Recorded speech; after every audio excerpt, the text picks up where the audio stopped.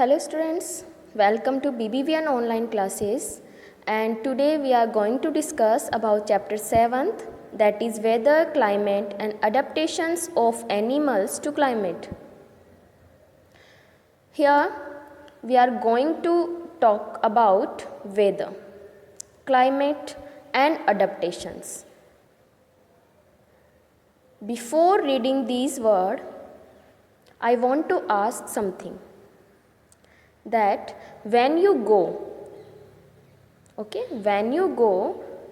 to any hill stations, जब भी आप किसी हिल स्टेशंस के लिए जाते हो, then your parents or your elders told you which kind of clothes for packing? Woolen clothes. Okay, why so? Because the weather of hill station is very cool. Hill stations पे क्या होता है, weather कैसा होता है वहाँ का? ठंडा होता है. और आप सभी को पता है कि जब भी ठंडा वेदर होगा तो हम लोगों को वुलन क्लोथ्स वियर करने होते हैं. Okay, and when the sky is cloudy, जब स्काई कैसा होता है? क्लाउडी होता है. इट मीन्स बारिश होने वाली होती है. देन योर पेरेंट्स और elders insist you to carry an umbrella. तब आपके पेरेंट्स और आपके बड़े आपको क्या बोलते हैं? एक अम्ब्रेला कैरी करने को बोलते हैं. ओके, तो देखिए यहाँ पर हम बार बार में, और चलिए एक दो चीज़ें और मैं आपसे पूछती हूँ. इसी तरीके से जब भी आप लोग क्रिकेट मैच देखते हो, किसी तरीके के गेम्स के मैचेस होने वाले होते हैं, देन आप लोगों ने देखा होगा कि जो एक्सपर्ट्स होते हैं वो वेदर के बारे में बातें करते रहते हैं कि किस तरीके का टेम्परेचर होगा, हॉट डे होगा कि वेरी वेरी कोल्ड होगा.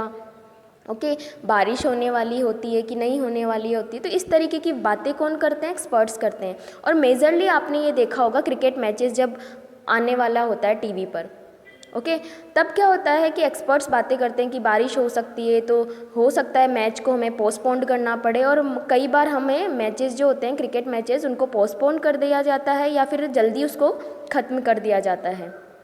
ओके, तो इसी तरीके से आप लोगों ने अपने घरों में सुना होगा अपने बड़े लोगों को कि जब भी वो कोई फैमिली प्लानिंग करते हैं, फैमिली फंक्शंस की प्लानिंग करते हैं, फॉर एग्ज़ाम्पल मैरिज या बर्थडे सेलिब्रेशन या any kind of family function, तो जब भी इस तरीके की प्लानिंग वो करते हैं तो आप लोगों ने सुना होगा तब भी वो वेदर के बारे में बात करते हैं कि बारिश तो नहीं होगी उन दिनों में, ज़्यादा गर्मी तो नहीं होगी. ओके, तो ये सब चीज़ें हम क्यों डिसाइड करते हैं? ताकि हमें किसी तरीके की प्रॉब्लम ना हो.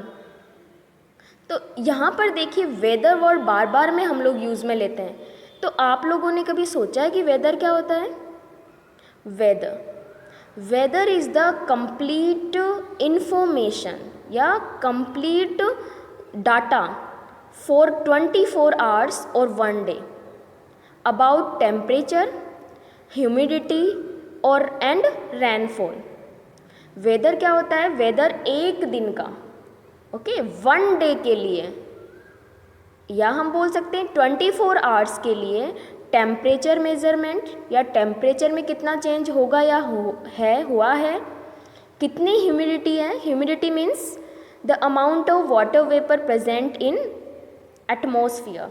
हमारा जो एटमॉस्फियर है उसमें कितना वाटर वेपर है, उसे हम क्या बोलते हैं? ह्यूमिडिटी.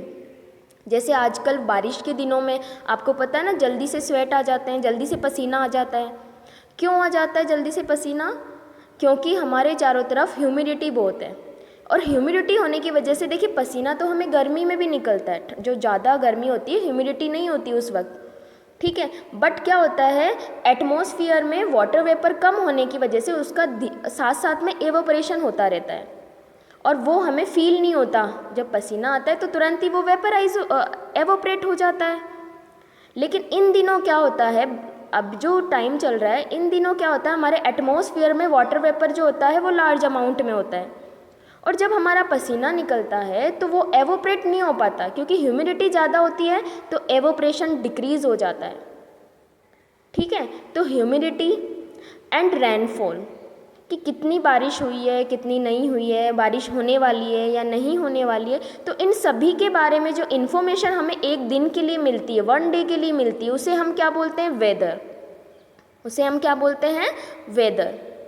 और आप लोगों ने कभी सोचा है कि हमें ये वेदर के बारे में जो प्रेडिक्शन देते हैं या प्रेडिक्ट करते हैं, पहले से ही हमें बता देते हैं कि कल बारिश होगी, 3 दिन बाद बारिश होगी, कल का टेम्परेचर बहुत ज़्यादा होगा, आज इतना टेम्परेचर है। इन सब चीज़ों के बारे में प्रेडिक्शन कौन करते हैं? इन सब चीज़ों के बारे में, इन सब बातों के बारे में हमें बताते हैं मेट्रियोलॉजिस्ट। और मीटेरोलॉजिस्ट कौन होते हैं? ये वो साइंटिस्ट होते हैं जो हमें मौसम के बारे में, वेदर के बारे में इंफॉर्मेशन देते हैं। आप लोगों ने न्यूज़पेपर में हमेशा देखा होगा, ऊपर की तरफ एक कॉर्नर में क्या दिया हुआ होता है? Maximum temperature, minimum temperature, humidity, rainfall का measurement, sunset, sunrise, moonset, moonrise. Okay, इन सब के बारे में एक कॉर्नर में इंफॉर्मेशन दी हुई होती है।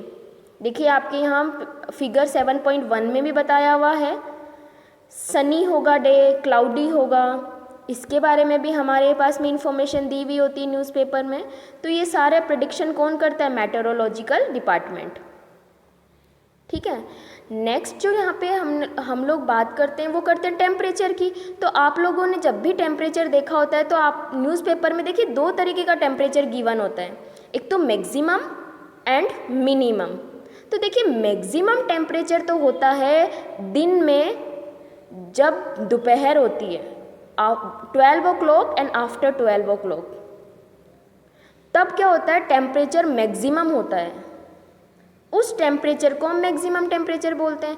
और मिनिमम टेम्परेचर कब निकाला जाता है?